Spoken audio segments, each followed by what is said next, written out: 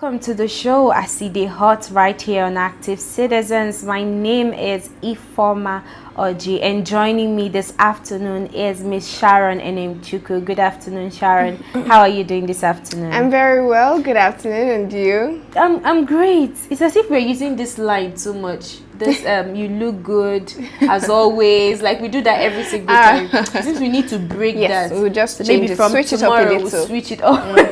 All right, I'm doing great as always. So we are beginning in Anambra State, where the governor of Anambra State, Governor Chukwuma Soludo, constituted an authority for the immediate shutdown of Onitsha Main Market following the sit-at-home order.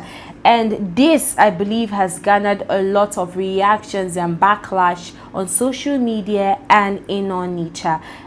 This was instituted. That should be on Monday. Today is the day 2 of that order, and we'll take a look at how Onitsha Main Market is faring in day 2 of the said order. Let's take a look.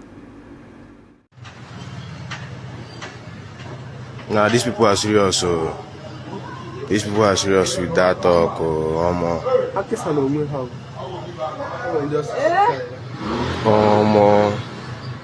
Saludo di comune. Saludo di comune. Saludo di comune.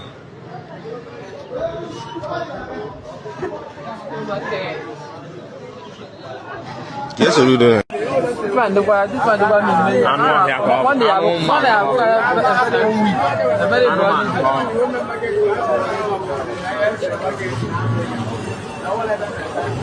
Okay, for the place, so everything is very tight. Then the mother and I just says, didn't even motor and turning in a phone back. Okay, from the police and our done. Police can go.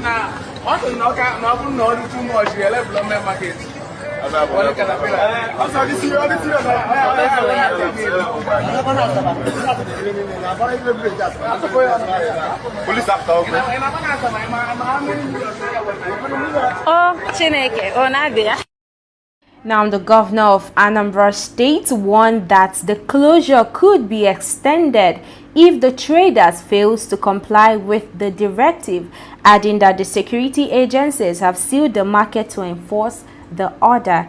And he said that the sit-at-home, the continuous sit-at-home order.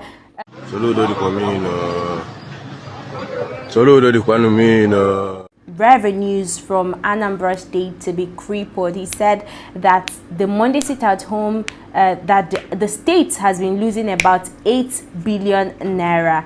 And now a lot of people are asking, if we are losing, or Anambra State is losing about 8 billion naira on Mondays in a week, shutting down the entire market for 1 week, is it not gross loss for the people? But before I have your take on this story, Sharon, I would love to read a lot of comments that I saw on X, and this one is quite long. Now he says, my attention has just been drawn to the news that Governor Soludo has ordered the closure of Onitsha Main Market for 1 week because people are still observing the sit-at-home in solidarity with Mazi Nnamdi Kanu and the Igbo cause. Onitsha is not just any market, it is one of the biggest economic hubs for Igbo, that is Ndibo, a lifeline for traders, families, and the entire Southeast economy. You don't force people out of their will like this. If you come to Onitsha Market, you will see the real diversity. We have native doctors, pastors, Christians, pagans, even Muslims that already know that their region has been condemned by terrorists.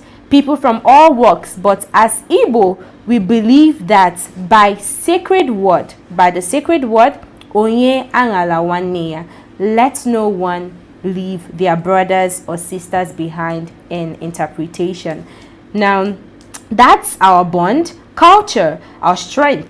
No governor, no matter how powerful, can erase the overnight. Soludo, you're just a governor, not a king, not a god.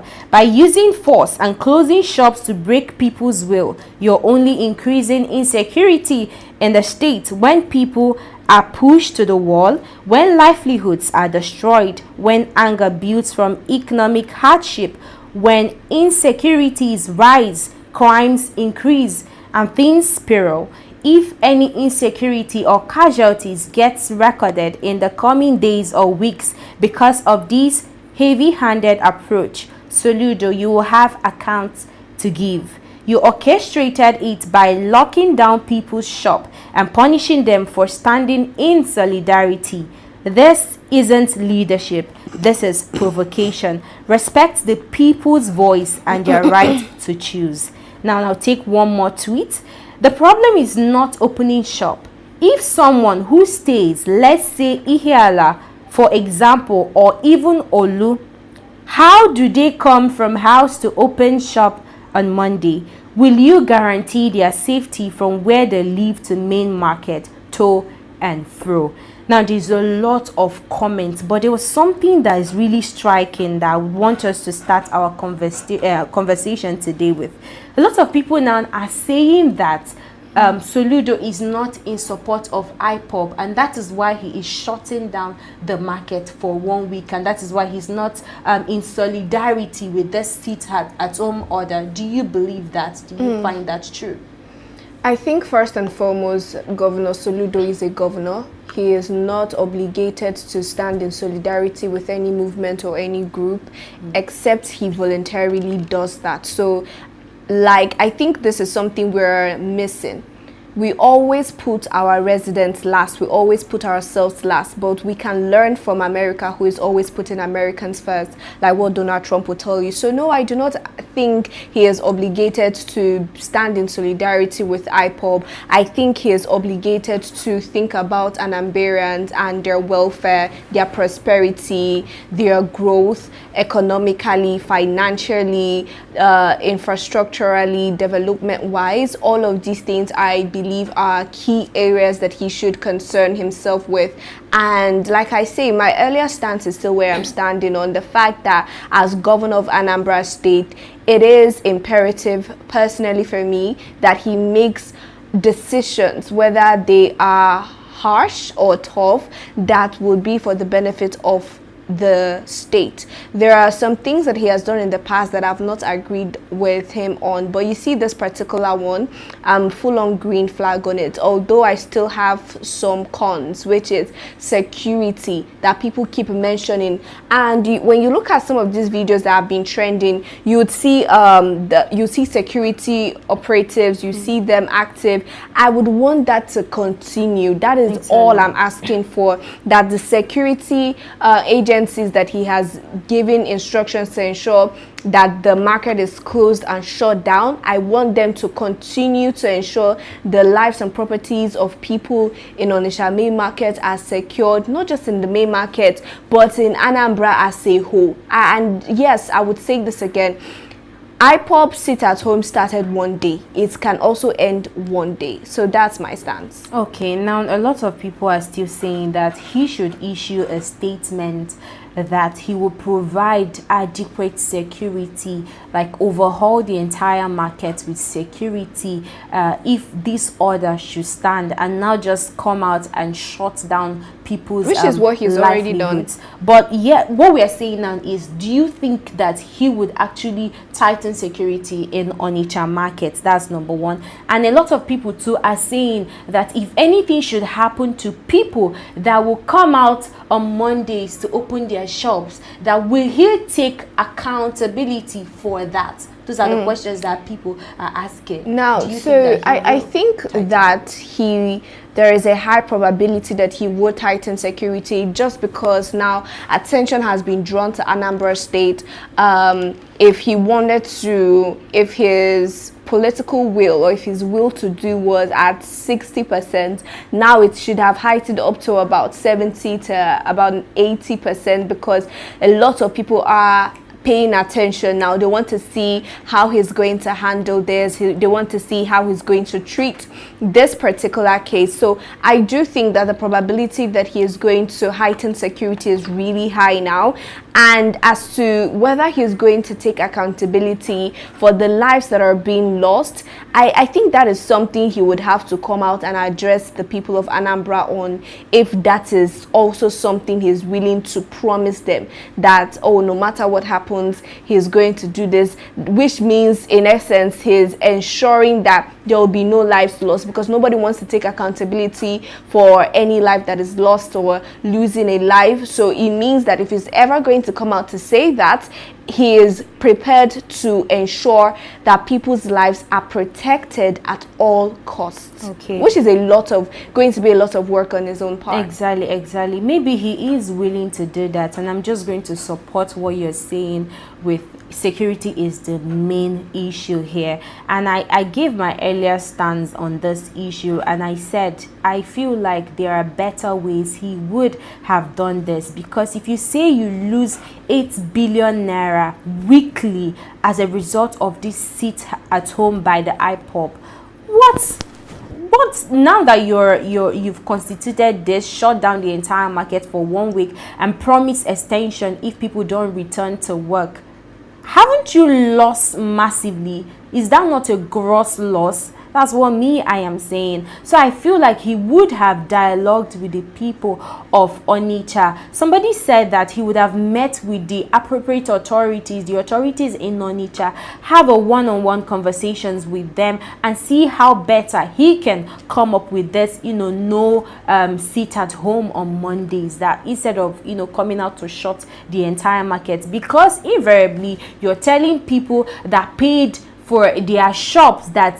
your opinion does not matter, because at the end of the day it is their shop, it is their money. So if they don't come on Monday, it's their loss and not completely your own loss. But there are better ways to address this, and I believe so that security or insecurity is the main issue here. If he is going on with this particular policy now, we need to see him overhaul the entire market with security men and women to protect the lives of people that are coming to Onitsha from their houses and maybe like going back. That's all we want to see before this matter could be put to rest. But let's move over to the second story for the day. Now, Abuja remains a standstill. We have a lot of choking, interesting stories for this afternoon. Striking workers of the Federal Capital Territory Administration continue to defy a court order directing an immediate return to work. The FCT Minister Nyesom Wike has warned that failure to comply with the ruling of the National Industrial Court of Nigeria could attract sanctions, insisting that the rule of law must prevail. Now, Wike says the administration was already engaged in dialogue before what he describes as political interference hijacked the strike, adding that several of the workers' demands are either unreasonable or already addressed. Let's take a look at Wike addressing the issue. Of our industrial relationship with the outcome of today's judgment, what are we likely to see going forward? Will there be a sit-up between the administration and the union to finally we have been always disposed to have a dialogue. Like I told you, they have met with the management, they have met with the security agencies. What are the issues? We have talked with them for. But nothing, they give you no problem, nothing will happen before you know they're going to do a different thing. If genuinely, it's okay. We have seen what has gone, what has happened, then we'll talk. But if it's on blackmail, intimidation, I would not agree. If you're not going to hire all the civil servants in the whole world, take over, it's not my business. In the spirit of our industrial relationship, with the outcome of today's judgment, what are we likely to see going forward? Will there be a sit-up between the administration and the union to finally we have been always disposed to have a dialogue. Like I told you, they have met with the management, they have met with the security agencies. What are the issues? We have talked with them for. But nothing, they give you no problem, nothing will happen before you know they're going to do a different thing. If genuinely, it's okay. We have seen what is going on, what has happened. Then we'll talk. But if it's on blackmail, intimidation, I would not agree.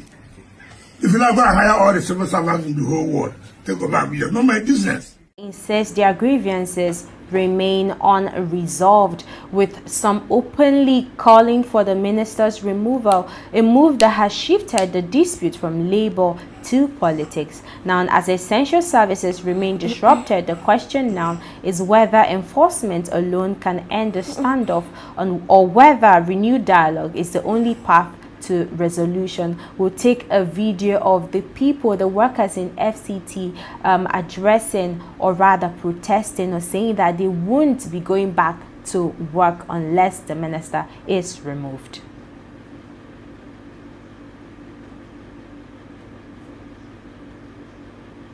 All right, I hope the media team is working on getting that video for us to take a look. But the workers now are saying that they are not going to return to work if the minister is not removed. And we remember earlier that these workers petitioned to the court and to the FCT minister 3 weeks ago, or rather 2 weeks ago, saying that their demands have not been met, that a lot of them are feeling unrepresented and marginalized, and that their welfareism is not being looked into. And they sent the petition to the FCT minister, sent it once and it wasn't attended to. They sent it again. Now this second time, after it wasn't attended to, they now took to protesting, and that was why we saw them protesting. Was it yesterday, saying that the minister should resign, that no Wike, no, I don't know if they said no workers, but I didn't get that completely. But it's more like them expressing their grievances to how they have been treated over the years. And I'm just going to ask, because there was something Minister Wike said now when he was addressing the pressmen. He said that these people, they're already dialoguing, having mediation on how they are going to work on the welfareism of the staff of FCT. And he equally said that some of their demands are frivolous and he wouldn't be attending to that. And I'm just going to ask, if he said now that they have resolved the issue, why is it that a lot of people are still protesting and saying that he should be removed from office? So you see, Minister Wike, I think he's someone who has allowed his arrogance to seep into his work. If you come out and say that the demands of the workers, of which you're a minister, is just as much as saying he's the governor of the state, but like you're the minister and you're coming out to say that their demands are unreasonable on national television, or you even call the press conference, and the way and manner in which, this is not new, but I'm just stating that the way and manner in which he was addressing and talking about them, he even went as far as saying, oh, even if they hire more workers to come and that it's not going to change anything. He is putting he's coming from a defensive point of view, trying to defend himself and defend his own stance. And I don't think this matter is going to die down as quickly, because you are not addressing anything, you are not saying anything, and right? You said they've addressed the issue.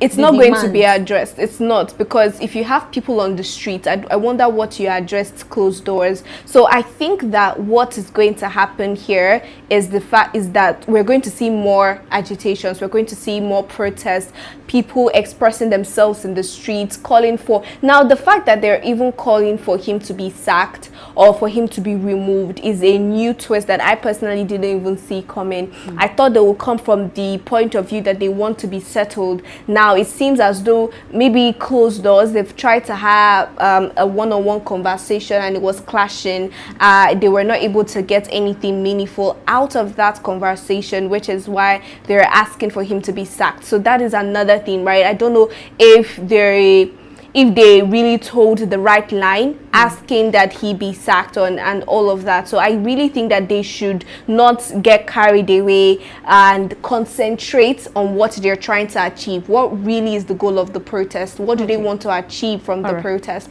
They can concentrate on that and then, you know, see what happens going forward. All right. Now, Minister Wike equally said that a lot of people politicians hijacked this protest for political reasons. And I'm just going to ask, because a lot of people, if you check the comment section, said he procured this same protest, so that he's not procuring this. I think I will address this one later. Not procuring the protest, but saying that he was actually the one that orchestrated the entire ruling, the court saying that the workers should come back to work. But let me equally ask this question before I move over to the second thing that I'm saying now. Now, Minister Wike said that a lot of politicians hijacked this protest because of political reasons. Do you think that people actually hijacked it? Because it's looking like some people did. Because why will some of them be saying that Minister Wike should resign or should be sacked if it is not politically motivated? For the first time, I think I will agree with Wike.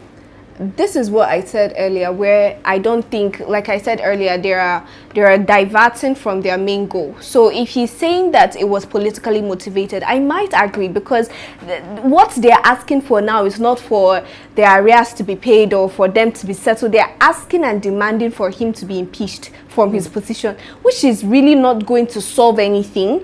If the next minister comes and he still has the same maybe attitude to work that Wike has, they're still not going to be paid. So I think that maybe there is a high chance that this was politically motivated, and this was, you know, powered by some people who want Wike out of that position. And I understand that a lot of people are not happy with him, but using a protest as a front for that is not really advisable, because then it's going to undermine other protests. People who are genuinely trying to get their voices heard and trying to express themselves and their grievances will now be maybe put in the same group as what is happening in Abuja, as them being a tool in the hands of a certain group of people. So okay, well said. Wike equally said that the law is meant to be obeyed. Now, the law has ruled in favor of Minister Wike and instructed the workers to return to work and end the protest and the strike.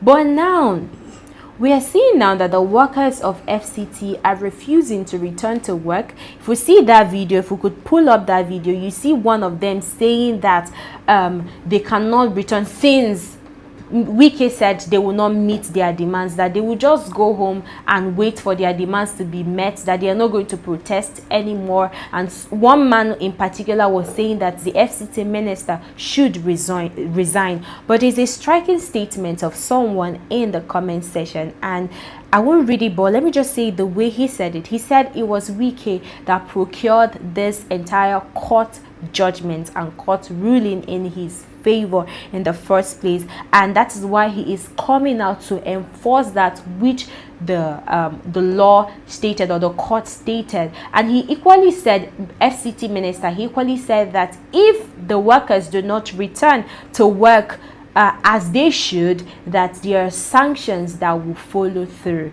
Now, do you think that it was actually him that went to court and made a pact with maybe the judge to overrule the case and work in his favor? I really don't know. I mean, I can't tell, but because our judiciary is already it's not even trustworthy at this point, and it's already been compromised, a lot can slide, right? A lot can be allowed to pass, and nobody is going to really look at it twice. So if they're saying that this judgment from the court is because of Wike's influence, I think I also understand that, because we know that Wike ensured that the judges in FCT have their own quarters, they have their own landed properties, which is going to be in their name even after they stop working or they retire. So this is why we say, when you're trying to interfere with the judiciary or trying to do anything for them, you have to be careful so you don't blur that line between trying to be kind or doing the right thing and people seeing it as corruption and bribery. Because when you have somebody like that who is in a way your benefactor, you are going to have biased judgment. So if they're saying that this is what they think is happening, My response would have been to take it up to court, but it is that same court that they don't have confidence in. So I really do understand how tricky this can be for the FCT workers. Now, finally, on this topic now, do you think that if truly this protest was not hijacked by any politicians, that their demands, number one, is going to be met? And do you think that even if they don't meet their demands, do you think the FCT workers are going to resume work as being ordered by the court? Not really. I don't think.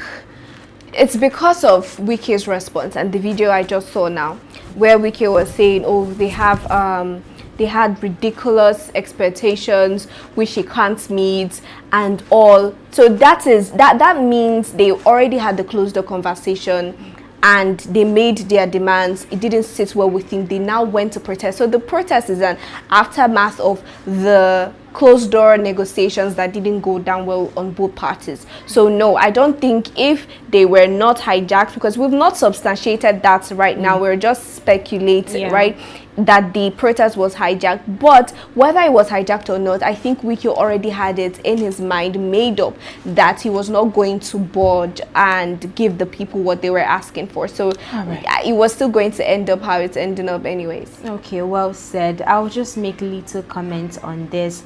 I think this story, just like I said in the other story, that is the Chukuma, the governor of Anambra State, I said there are better ways to go about things. Yes, it's good for you to call the press to address the issue, because a lot of people saw Minister Wike running away from his office on that should be yesterday, and I believe a lot of people were saying a landlord leaving or not approaching his front door or not following his front door to enter his house. That what does this mean? It means that he is incompetent. So I would have loved if the minister have addressed this issue, because as the people of FCT, the workers of FCT said that they petitioned to the governor, the FCT minister, which he didn't respond the first time and the second time before they took to the streets to protest. So I think he would have done better by dialoguing with them, with their chairman or the president of NLC or the workers in FCT. Better ways to do things. It's not really about trying to cause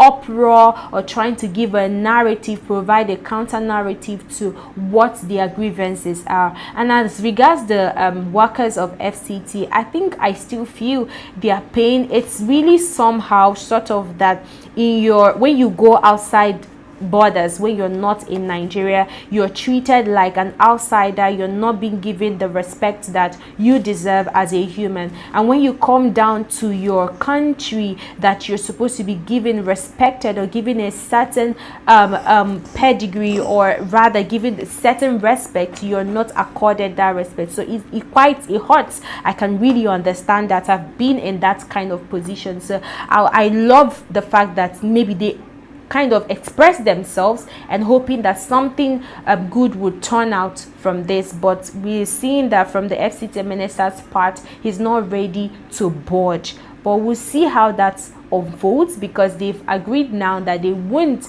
be going to work, that they will sit in their homes as they have been instructed, maybe by their leader. We'll see how that unfolds, whether they will come back to work or they will stay back at their homes.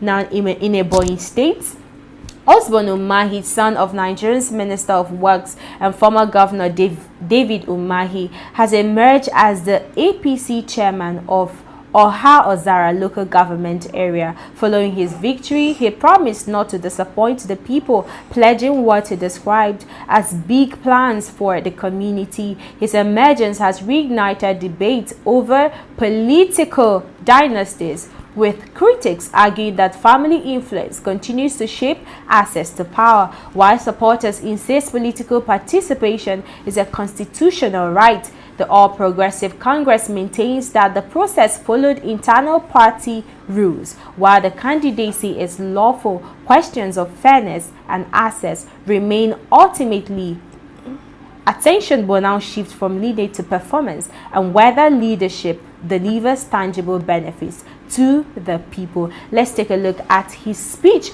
addressing his people.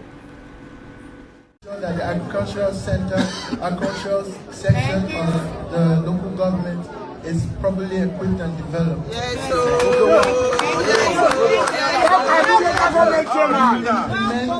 Implement and initiate the use of concrete roads to ensure that we have durable roads that will last more than 50 years and above to provide our people with good access, and it will increase the economic development of our society.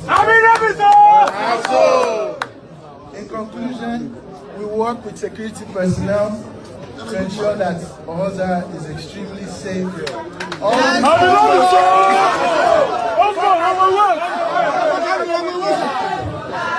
By the special grace of God,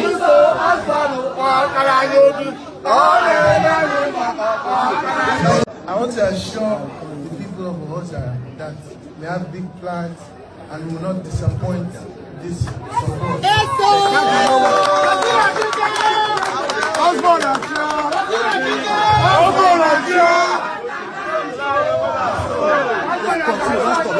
Our first year is going to be dedicated to youth empowerment and infrastructure development.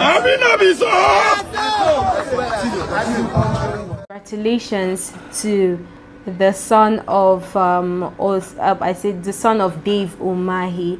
But there's something significant about the story that I just want us to draw from the story. We've seen that in recent times, a lot of politicians, even the president, have placed their sons in politics. Some of them, maybe some people will say that we are never interested in politics, but they are now in politics. We've seen in Rivers State where Wike takes along his son wherever he's going for any political meeting or anything political occasion, and we equally saw was it 2 days ago where Atiku's son defected to a different party, and we saw another politician's son resigning from his political position. It's more like son, father and son. And there is this thing that we discussed last year, which is this thing of political dynasty. We discussed it last year, and how these politicians are always bringing their son to replace them. And a lot of Nigerians are now saying that it looks like this whole we are the future or leaders of tomorrow is their own son that will become the leaders of tomorrow. But let me have your take. Do you think that this is political dynasty booming? You know, it's interesting to see that our politicians have advanced from one level of wickedness to the other, where they're no longer concerned about generational wealth, gathering generational wealth, but they now want to gather generational power.